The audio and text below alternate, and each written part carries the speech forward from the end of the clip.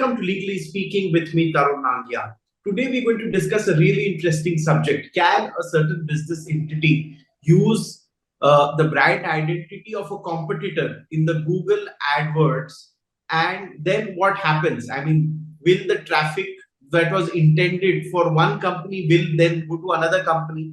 Today we're going to discuss the case that involves two companies, Booking.com and MakeMyTrip.com, two of India's leading companies in the travel booking space. And also, this judgment has been delivered by Justice Vibhu Bhakru and Justice Amit Mahajan. A really important judgment that will have impact on many such cases across sectors because it involves the use of Google AdWords to drive traffic to their websites. I will not reveal further details. That will be for my panelists to do. I want to welcome Malak Bhatt. He's founding partner of NM Law Chambers, and Manmeet Singh. He's a senior partner with Saraf and Partners. Good to see both of you, and looking forward to hearing some interesting insights on this judgment by Justice Vibhu Bhakru and Justice Mahajan. At the outset, let me request Malak Bhatt that in the next 3-4 minutes, could you give us an introduction into this judgment, and then we will move and discuss the specifics. Over to you, Mr. Bhatt. Sure. And thanks, Tarun, for having us over here. It's always a delight. Let's just break out the judgment in very simple bare bones as to what led to this judgment being passed. So as you rightly pointed out, Google runs what is called a ads program. It's an AdWords program where you can sponsor and on the domain select certain keywords where if the person who's using, the customer who's using Google, the moment you type in the keyword, if you're part of the sponsorship program where you've already paid subscription for using that keyword, your web page will automatically appear on the first or the second page basis of subscription with a subscript called an ad, or would generally appear in the first few searches, making it a more searchable domain for customers who are using that. Now, the interesting question that came up before the High Court here was that if the keyword is similar to, or the keyword by itself is a trademark which belongs to one company, can another company use it as part of its keywords to actually claim that they will be able to use the Google domain by that? So the case that came before the High Court was in this flavor where Make My Trip, who claims that they have the trademark for using the word Make My Trip together in that connotation, or MMT in short, has the trademark or as a registered trademark for these particular the words as trademark itself. So they are trade dresses.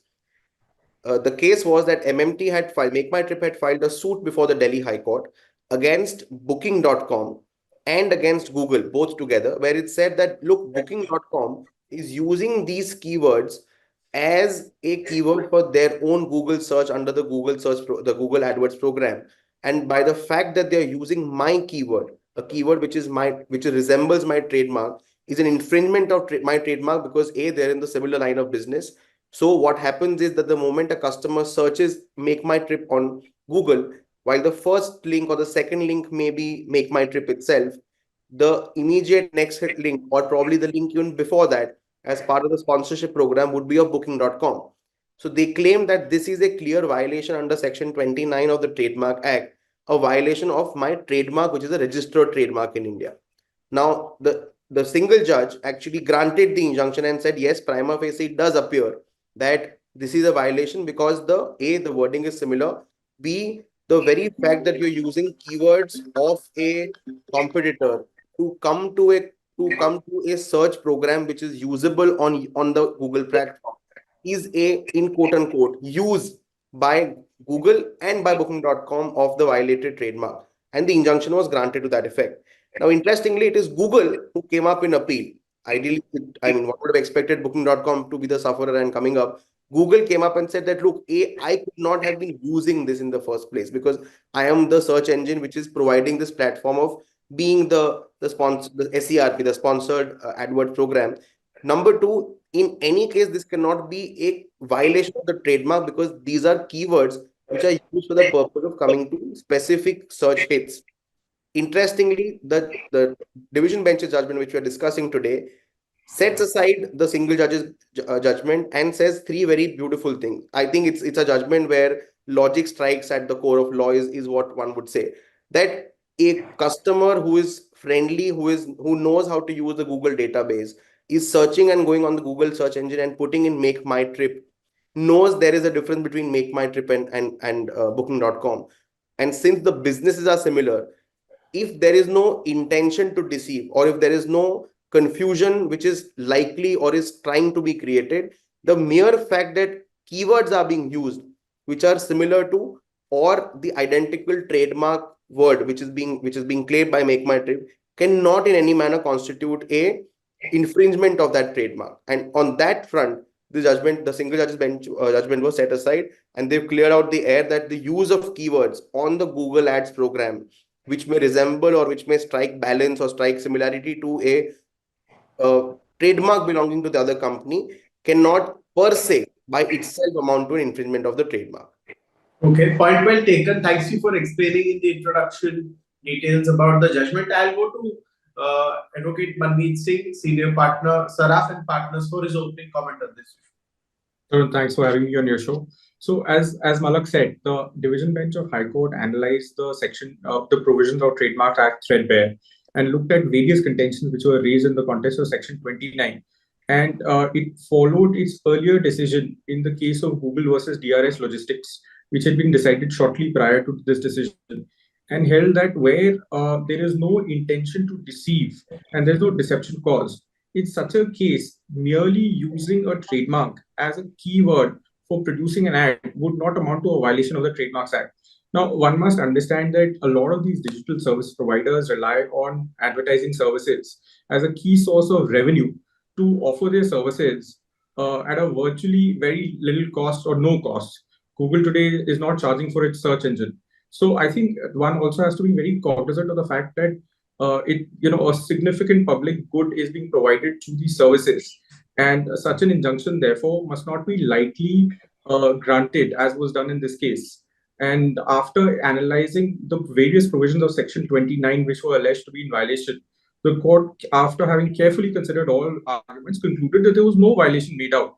Now, one can argue whether the Trademarks Act is in sync with the digital world and what it should be. But the way it is right now, the court concluded that in the facts of the case, there was no deception, there was no intent to mislead the consumer. The ads which were put out were clearly marked as ads, and the consumer would be able to make a distinction between MMT as a brand and Booking.com as a brand, and therefore concluded that prima facie there was no ground for an injunction to have been granted in the facts of the case, and set aside the single judge's order. Okay. Point well taken. I'll go to Malak Bhatt, founding partner, NM Law Chambers. Mr. Bhatt, two things here. Did the court find that Booking.com was in the wrong for using the competitors' keyword, so to speak, to drive traffic to its own website? Do you think this is the case of an attempt to garner traffic to its own website using this kind of means? And is this a gray area? Because keywords are something that you don't disclose to the competitor. Whenever you put a certain keyword, that it's an activity you do, it's a hidden activity, it's not a public activity in that sense. You do it on your computer. Could you explain this to the audience? Right. So, in fact, the court held to the contrary. The court said that the mere fact that Booking.com uses a keyword in the form of Make My Trip or MMT does not by itself constitute a violation of Make My Trip's trademark. And this is foundationally on three fronts if you look at it. Number one, this is the court's recognition of the technological developments that are happening in the country. It is not a hyper-technical read of the Trademarks Act to say that, look, there is a specific word. That word may be in a specific trademark format or a trade dress format or a word format. And one point used to happen that a lot of times just the use of the word would be considered as a trademark violation, because that's the entire essence of a trademark, that you have your entire reputation hinges on the fact that that word belongs to you. But we've lately seen a lot of cases where, especially in the Google Adwords program, the generic words which are used in the company's name are also becoming the keywords for that particular company. Now, does that mean that that a competitor or someone who's doing a similar business loses the right to use such words completely? And that's the court's answer saying no. The strike of this, in fact, is more so because, and that comes out from various paragraphs of the judgment, that this is not a fly by night operator who's trying to make his reputation at par with Make My Trip. You have a company like booking.com, which is equally prominent in the market, which is equally a worthy competitor. So someone who is going to go and use the word Make My Trip, or let's say for that matter even My Trip on Google, knows the difference between Make My Trip and booking.com. The question, in fact, which they've left gray, and that's exactly what Manmeet pointed out, that prima facie it may not be a violation till the time you can not allege deceit or confusion. And to see whether that deceit or confusion is there is, I think, something which the judgment has very beautifully left out. Because let's take an example here, that there is a event planning company, or a company which does itinerary. We've seen a lot of these companies today do bespoke itineraries for people, and they have a trade name which is similar to Make My Trip, and they're trying to couch that to say, okay, we are somewhere related to Make My Trip, or we are part of the Make My Trip program. That may still count within the counters of deceit. But what the judgment categorically says is that the mere fact of use of that word by itself is not going to be enough for you to prove a violation of infringement, which I think is very, very progressive in terms of the way we are seeing technology develop. Thanks for that input. I'll go to Manmeet Singh. See, this kind of case will have much wider ramifications across industries, because sometimes some brands become, in a sense, generic names. In the olden days, photocopy and Xerox were taken in the same breath in the Indian market. In some markets, certain products have a certain dominance. Be that as it may, could you reflect on the impact of such a judgment? And does this judgment, in a sense, limit now all companies from using their competitors' keywords? Is it by implication that this will happen? Can you explain to the larger audience? I think the judgment is in the facts of the case. And therefore, each case will have to be looked at separately to see whether there is an attempt at deception, whether there is an attempt to mislead the consumer. But but what the judgment holds is, per se, merely because somebody is using a keyword which happens to be the registered trademark of a competitor, it would not be a per se violation. And that is the important thing, because what is the keyword being used as? It is only being used as a cue or a prompt for the algorithm to produce a relevant advertisement, which is marked out as an advertisement. It appears in a separate section of the search page. And therefore, to the consumer who's using the web page, it is very clear that the advertisement is separate from what the consumer has searched for, which will also show up. It is not as if that the search which the consumer was intended for is pushed lower down. There's just an advertisement which shows at the top. So the first organic search result would certainly be that of the company which owns the trademark. So given that, I think this is a judgment which certainly impacts all digital service providers, be it not just search engines, but also all social media platforms which rely on advertisements. And I'm sure, or at least I expect this judgment to be carried up in appeal, because Make My Trip would certainly would want to see what the position of the Supreme Court would be, given that there are interesting questions of law which get raised here. But my own reading of the judgment of division bench is that, at least in my reading, it appears to have correctly interpreted the law as it stands today. And therefore, as far as the big tech companies are concerned, or social media companies are concerned, I think it lifts the cloud around advertising as a viable business, as a viable source of revenue in India. Okay, point well taken. I'll go to Advocate Malak Bhatt from NM Law Chambers. Mr. Bhatt, one thing I would like to know from you. For example, a hotel company puts in its keyword the brand name of another hotel company, which is its competitor, so as to drive the traffic of that hotel group to its own company. Now, would that by implication be seen as a violation in the light of this judgment, or that would have to be fought separately in the courts of law? So, as again, if you go back to the language of the judgment, you will have to see the standing of to actually deceive their traffic to take them from that particular competitor's brand to yours. Because ultimately, what you are analyzing is that the mere fact that I've used that keyword does that amount to a violation of the trademark?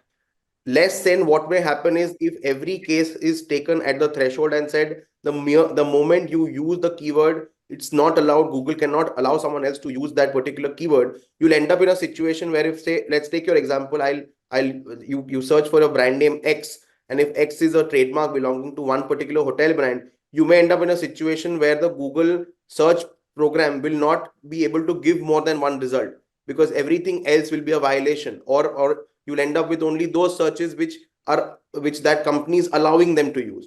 The idea today is to also benefit the consumer who is wanting to look at, say, X option, but at the same time his data search should not be restricted to just that one particular uh, company or institution which is owning that trademark. At the same time, you counterbalance the right that if someone is using that only to ensure that the trademark is used for the purpose of shifting traffic, then obviously that's a stage which the court will have to then analyze. But interestingly, what this judgment also talks about is, the question raised was, what happens if there are similar industries, or what there are different industries?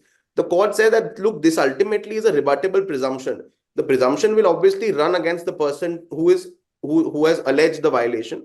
But at the same time, if you can prima facie show that my intention was not to divert, because let's just take a very straight example. You talk about Taj, but at the same time you talk about Oberoi, where Oberoi is using, say, Taj as a name. You know that it's a equally qualified competitor who otherwise is anyway being looked at by the customer.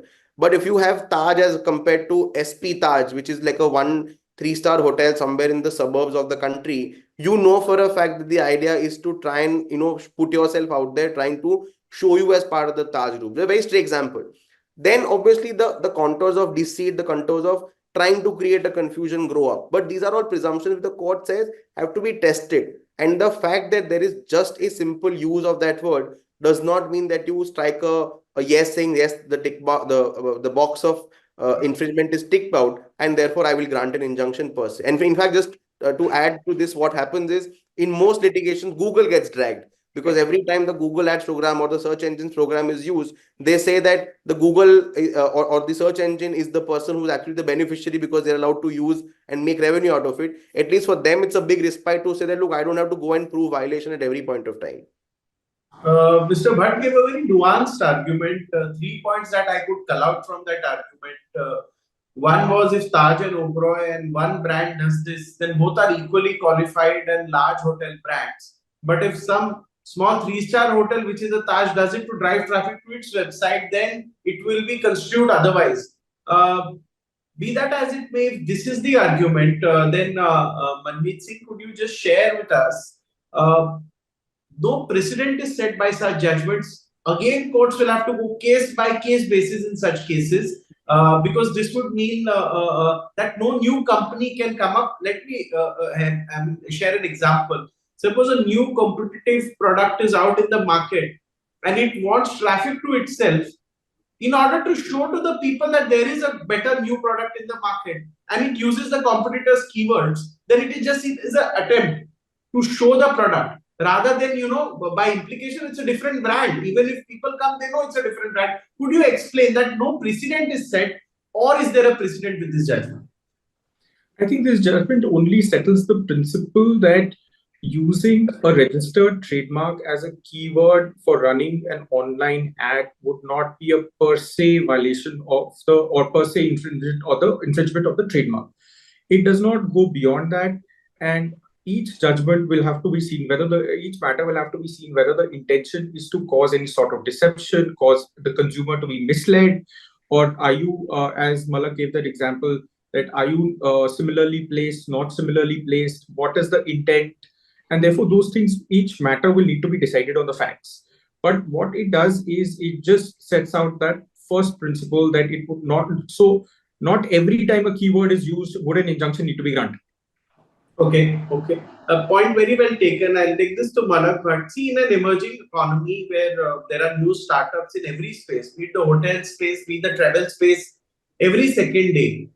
Also, Mr. Bhatt, we see that many new startups have deceptively similar names to existing successful startups.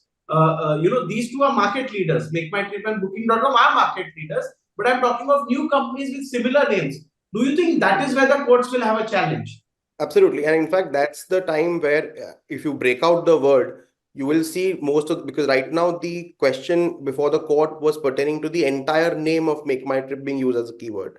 A lot of times you will see that the names A are generic in form or are a culmination of more than two or three words. And typically we've seen trade dress cases in court when they reach are similarity to either some part of the name or the entire name as a whole or some acronym of that particular name. And I think that's where the large part of the court's time is going to be used with interpreting this judgment. And since you raised this, let me just bring this out. One straight example that comes to my mind is, if you see, apart from Make My Trip, there is also a company called Ease My Trip. Yes. Now, My Trip by itself is also part of the trademark. Now, if one uses the word My Trip and My Trip appears only as a trademark belonging to, say, let's example X company, and some other company which also has My Trip as part of its name also uses this as a keyword, will that become a challenge?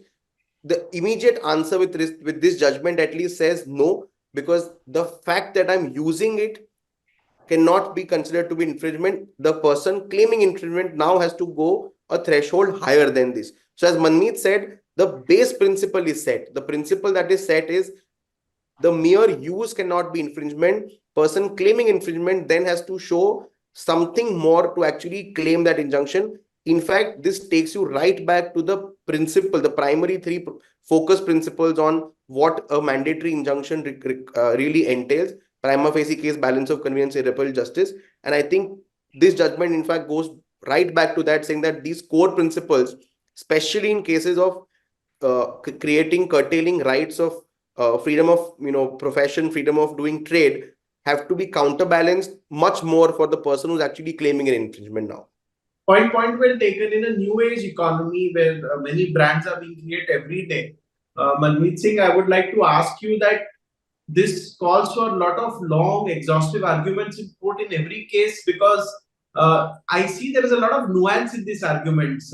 New competitor, intention to deceive, or established brand, so there is no intention to deceive, just to show customers that there is one another competitor also there, but the customer will not be deceived because two brands have distinct identities. Do you think that in this economy where the whole rules of business have changed from traditional print media to now Google today, that this will everything will have to be case by case and no precedent can be set in such matters? Certainly, Tarun. I think this now becomes a fact-specific inquiry in every matter going forward. And I'm sure there will be a lot of debate in the academic circles around the legal position as well, as to whether the Trademark Act needs some sort of examination to address some of the issues arising out of the digital economy. But for the time being, I think the decision which has been rendered is, in terms, strictly speaking, absolutely, in my view, in my reading, absolutely in consonance with the Trademarks Act. So I see no difficulty as far as the current regime is concerned. But it'll be interesting to see if this judgment is carried to Supreme Court as to what the highest court has to say on this, and whether its view is consistent with what DB has said or whether it chooses to set aside. But there'll be certainly a lot of debate in the academic circles, because you're absolutely right. This will become a case-by-case analysis. I see a lot of litigation around this issue now, because since there is no absolute principle which has been set, and there is no per se violation now, it's down to the ingenuity of lawyers to show how how cases are different in the facts of the case. No injunction is required to be given. In fact, in the past few years, we saw many platforms before court. When the court told the platform that take out these comments, and they say, no, these are the users' comments, you can tell the users to take them down. Why should we take them down? We are just a platform. We are providing these services. The user is if he's done something wrong, he should take it down. Do you think platforms are also learning to deal with the system, which is the courts and all? Is it a learning curve for the platforms also? Platforms in this case could be Google, Twitter. These are basic platforms providing these services to consumers. Yeah, absolutely. I think in this case, perhaps more than Booking.com, it was Google's interest which was getting affected, because it could have had a far-reaching implication on its model as it stands, as regards advertising at least. So therefore, it was Google which carried this matter to appeal and not Booking.com.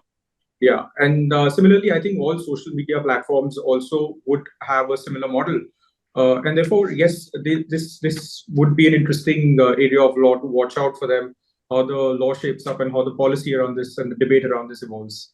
Point well taken. Mr. Bhatt, any comment on this? Yeah, in fact, as very rightly pointed out, see the entire economy with respect to platforms and these e-commerce platforms or social media platforms thrives on the ad system. The entire revenue source is from advertisements. So for Google to actually proactively take up this issue before the court, before Booking.com, who's actually in that strict sense hurt by the order, shows that they are also conscious about the fact that the law regarding violations of IP, especially in the contours of a competitive market, which today is catering to millions of people who are now exposed to the internet, who are exposed to technological advancements, has to then balance their rights for just the rights of a simpliciter case of an infringement. Because till these media platforms came up, if you see the kind of litigation that was taking place before the courts in throughout the country with respect to IP litigation was largely regarding tangential or physical form of violations on search engine. And in fact, a very interesting example that was used in this case, and I'll point this out, Mr. Sibwal for the respondent had raised an argument for Make My Trip, that the very fact that the word is used on the search engine is actually a labeling of that keyword to the brand of another company. So he had tried to draw an example that, like, I use, say there's a physical form of a trademark which belongs to a particular company, and I use that particular bottle in my company with my company's name. I'm labeling my product with that particular trademark. He says the very fact that a customer keys in a keyword which belongs to or it is a trademark of the other company is in that sense a software oriented labeling. And the court obviously rejected this contention that it's too far fetched, because the very fact that you have a keyword which generically belongs to you cannot be a violation. So these are examples which today will now start seeing more and more in court, and I think it's going to be a very interesting move to see how a lot of these plays out, especially for the platform companies, which will have to shield their own policies more so, because their entire revenue source depends on this. There's a very interesting arguments today and insights on the show today, and good judgment by Justice Vibhu Bakru and Justice Amit Mahajan. I think this is not the end. There'll be many more matters in these kind of issues that will crop up in companies, especially as I would like to point out, newer companies would also make an attempt to attract traffic, showing that we also exist in the market. The only easiest way is to put in the competitor's keyword. What will happen then? Given the fact that what Mr. Bhatt shared with us, that or what Mr. Manmeet Singh also said, that people know when they go to a brand that they want this brand. Even if they are shown another ad, they'll not mistake it for the same company, because you know what you want. All of that will have to be discussed or argued before the court of law. But that's it for today. I'd like to thank Advocate Malak Bhatt, founding partner of NM Law Chambers, Manmeet Singh, senior partner with Saraf and Partners, for sharing insights on these judgments. But it's not over yet. We'll take up many more such issues on such lines. But that's for another day. That's it for now. Thank you so much for joining. Thank you. Thank you. Thanks, sir. Thank you.